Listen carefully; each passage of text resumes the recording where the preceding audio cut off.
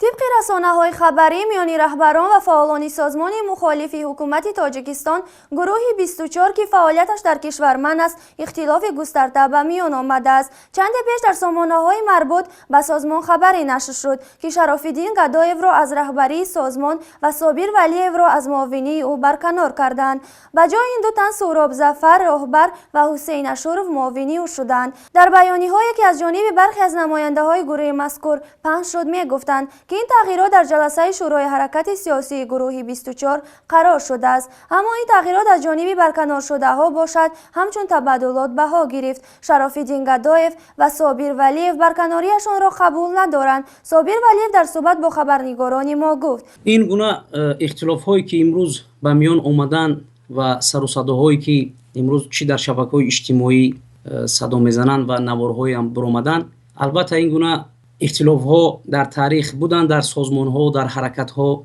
ولی ما با این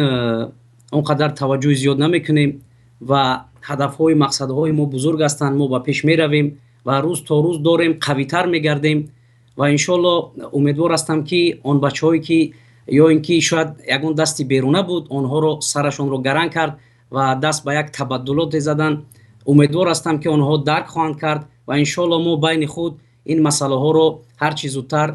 بررسی خواهیم کرد و از تمامی شنونده ها و بیننده هایی که امروز به ما باوری دارند و ما را قبول دارند،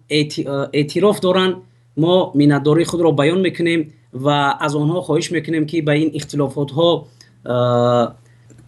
این اختلاف رو، این کاری که شد، این یک در همه جا چخیلی که قید کردیم بود، اهمیت جدی ندهند. ما با پیش می رویم و انشالله این رژیم خودکامه‌ای که امروز دارد مردم ما رو اینقدر ظلم میکند و اینقدر شکنجه میکند و اینقدر جوانها ترک وطن میکنند، ما همه انشالله همه با هم به وطن خود و کشور عزیز خود برمیگردیم و انشالله یک وطن، یک کشور میسازیم که خیلی که شما میبینید امروز انجمن نیروهای سازنده تاجیکستان در نزد خود هدفهای بزرگ دارد و انشالله ما به این هدفهای بزرگمون خواهیم رسید.